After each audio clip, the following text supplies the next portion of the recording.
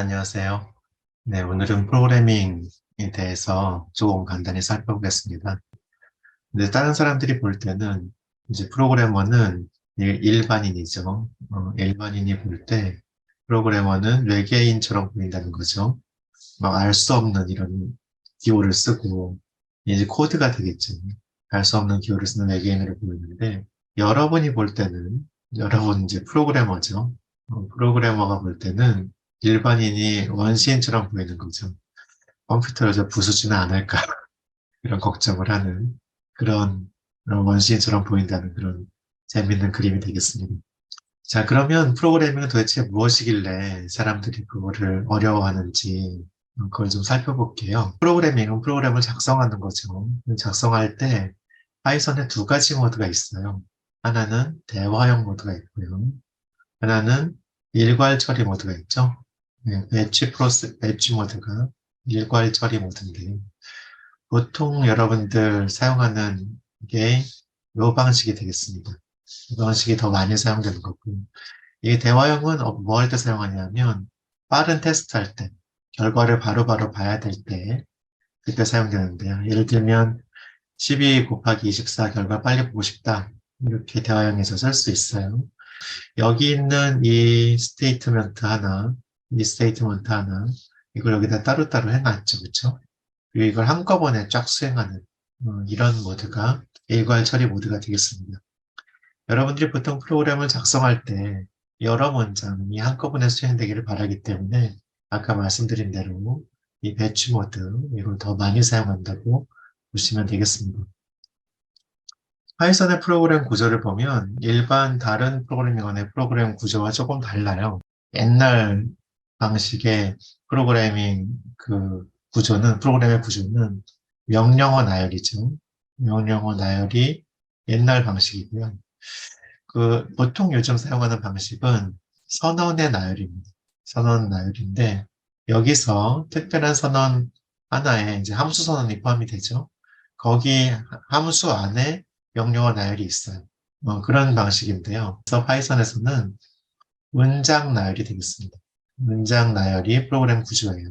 나열된 문장이 프로그램 구조인데, 재밌는 것은 문장 중에 일부가 선언문이 될 수 있죠. 그래서 이 선언문이라는 게 있는데 선언문이라고도 하기도 하고 그냥 선언이라고도 하는데요. 그것이 이제 문장의 특별한 경우가 되겠습니다. 자, 그래서 여기 보면 헬로 프로그램이 있는데요. 샤우로 시작하는 거는 주석이에요, 주석. 커멘트인데요. 주석이고 주석은 그냥 프로그램 설명이라고 보시면 되겠습니다. 프로그램 설명할 때 여러분들 한글을 쓰시고 싶으시겠죠? 한글을 쓰고 싶을 때는 여기다가 코딩 디렉티브를 해주면 되는데요. 역시 주석 형태로 한글을 쓰고 싶다. 그러면 바운드 키하고요. 코딩, 샵 키하고 코딩하고 콜론 하신 다음에 UTF-8 이렇게 해주시면 됩니다. 지금 여기 문장인가 아닌가 보면 문장인가 아닌가 보면 문장 아니고요. 예, 문장 맞아요. 인풋 한 거를 네임에 저장하는 거죠. 그 다음에 프린트, C 형태로 %S 이렇게 하고 싶으면 요 기호를 쓰는데요. 이것도 문장이 맞아요. 자, 선언인가 아닌가 볼까요? 선언인가 보면 당연히 문장도 아닌데 선언도 아니죠. 얘는 선언 맞아요. 얘는 선언 아닙니다. 자, 그럼 선언이 도대체 뭐냐? 선언이란 이름을 만드는 거예요. 이름 정의하는 것이 선언이 되겠는데요. 선언의 예를 두 가지 보겠습니다. 하나는 변수 선언이고요. 변수 선언할 때는 이 연산자 이용해요. 요 기호, 대입, 대입 기호를 이용합니다. 대입 기호를 이용해서 변수를 하는데요. K라는 데다가 1024를 대입하는 거죠. 그러니까 요건 어떤 것처럼 생각하시면 되냐면 여기다가 이제 커멘트로 쓰면 K에다가 1024를 이렇게 넣는 것처럼 생각하셔도 돼요. 대입 기호고요.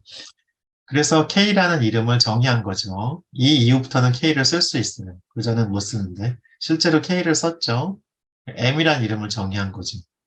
여러분들 알고 있는 상황에서 여기에서 K라는 이름을 쓸 수 있게 된 거고요. 이 선언이 지난 다음에 그 다음에 이 선언이 지난 다음에 이제 K도 쓸 수 있지만 M도 쓸 수 있게 된 거죠. 여러분들이 알고 있는 이름이 점점 늘어나는 거예요. 자, 그래서 여기서 K하고 M하고 썼죠. 그쵸? 근데 여러분들 이렇게 질문할 수 있어요. 그러면 교수님, 여기 프린트는 어떻게 된 겁니까? 프린트는 내가 정의한 적이 없는데 썼잖아요. 이렇게 미리 정의된 이름이 있어요.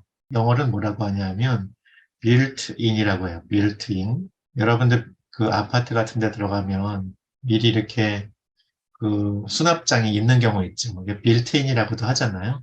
built in name이라고 하는 거죠. built in name에 속하기 때문에 쓸 수 있습니다. 자, 이거는 이제 변수 선언이 되겠고요. 함수는 어떻게 선언하느냐? 함수는 def 키워드로 선언합니다. def, definition, define의 의미겠죠? define, print hello. 그럼 print hello를 이렇게 정의해라. 그리고 함수의 경우에는 함수에 들어가 있는 거는 딱 들여쓰기를 해줘요. 들여쓰기를 해주면 여기 있는 이 문장들은, 들여쓰기 한 문장들은 print hello에 속하는 거예요. 그래서 여기 아까처럼 보시면 이거 이제 이름을 생각해 보면 print hello 다음에 이 상태에서는 정의한 다음에는 여기다 쓰는 게 좋겠네요. 이름이 프린트 헬로가 쓸 수 있는 이름이다 하고 여러분들 늘어나겠죠. 그래서 빌트인 이름 프린트를 쓸 수도 있지만 프린트 헬로를 쓸 수도 있죠. 왜냐하면 이미 우리 쓸 수 있는 이름이기 때문에. 이제 지금까지 배운 걸 조금 요약하면 파이썬 프로그램은 문장의 나열인데 그 중에서 문장은 크게 두 가지 종류가 있는 거죠. 하나는 일반 문장이 있고요. 일반 수행문 같은 게 있고요. 프린트 같은 게 여기 일반 문장이죠. 그 다음에 또 하나는 선언 문장이 있는 거예요. 선언은 또 두 가지가 있는데요. 선언은 변수 선언이 있고요. 그 다음에 함수 선언이 있죠. 함수 선언. 변수 선언에는 뭘 사용하느냐? 대입기호. 함수 선언에는 def 키워드 이걸 사용하시면 되겠습니다. 자, 그러면 앞에서 이런 거 썼었죠. 그 12 곱하기 10, 24 뭐 이런 거 썼잖아요. 이럴 때 그 요소가 두 가지가 있는데요. 12하고 24 같이 값을 나타내는 수동적인 요소가 있어요. 이거를 데이터라고 하고요. 데이터는 그 예전에 로마자에서 이제 단수를 나타내는 거고요. 이걸 복수로 나타내면 데이터인데요. 데이터라고 하는데 그래서 12하고 24는 값을 나타내는 데이터예요. 반면에 오퍼레이터가 있는데요. 오퍼레이터는 계산을 나타내는 거예요. 계산을 나타내는 요거 지금 오퍼레이터죠. 오퍼레이션을 나타내는 이게 오퍼레이터인데 오퍼레이터는 뭔가 능동적인 거죠. 능동적 그러니까 뭔가를 수행하기 때문에 능동적이죠. 반면 데이터는 약간 수동적이라고 볼 수 있죠. 수동적. 내가 데이터 어떤 오퍼레이션을 입는 거잖아요. 그래서 수동적이라고 볼 수 있습니다. 그 오퍼레이터에 들어간 이 데이터를 뭐라고 하냐면 이거를 argument라고 해요. argument, 인수라고 합니다. 인수라고 해요. 그리고 연산자에 대해서 또 특별히 피연산자라고 부르기도 하고요. 연산자 아니면 연산항 이런 말도 불러요. 다 여러 가지 용어가 있는데 다 같은 걸 지칭하는 말이에요. 자, 그런데 오퍼레이터는 또 두 가지가 있는데요. 두 가지가 있는데 하나는 펑션은 값을 리턴해줘요. 값을 리턴해주는데 프로시저는 아무것도 리턴하지 않아요. 값이 없어요. 그래서 뭔가를 반환한다. 반환하면 펑션이죠. 여기에 곱하기나 더하기는 그럼 뭘까요? 곱하기나 더하기는 이런 연산은 지금 펑션이에요. 그런데 프로시저는 아까 우리 여러분들 프린트 같은 거 있죠? 프린트, 이건 프로시저예요. 인풋은 값을 리턴하죠. 그러니까 펑션이죠. 자, 그래서 여기서도 여러분들이 요약을 할 수 있는데, 자, 프로그램 구성 요소가 두 가지 있는데요. 하나는 데이터, 값을 나타내고요. 그 다음에 하나는, 연산자가 있죠. 연산자 중에 하나는 함수가 있고요. 하나는 프로시저, 절차라고도 하는데 그냥 프로시저라고 쓰겠습니다. 프로시저가 있는데요. 함수는 값을 반환하죠. 값 반환하는데 프로시저는 값은 반환하지 않고 그냥 연산만, 수행만 하는 거예요. 수행만 하는 거죠. 이렇게 이제 생각해 보실 수 있습니다. 그래서 여러분들 아까 프로그램 구조에도 두 가지 이랬었잖아요. 구성 요소에도 두 가지 이렇게 있다고 생각하시면 되겠습니다. 자, 여기까지 여러분들 프로그래밍에 대해서 간단히 살펴봤는데요. value하고 오퍼레이터 여기서도 뭐 생각할 수 있어요. 요거 뭐예요? 요거 연산자죠. 값을 반환해요? 맞아요. 함수죠. 요거 뭐예요? 요것도 연산자죠. 연산자인데 값을 반환해요? 아니요. 그럼 얘는 프로시저죠. 프로시저. 자, 그런데 그러면은 대입하고 값을 반환하는 건 없어요? 있어요. 이거는 또 연산자죠. 연산자인데 대입하고 값을 반환하죠. 함수.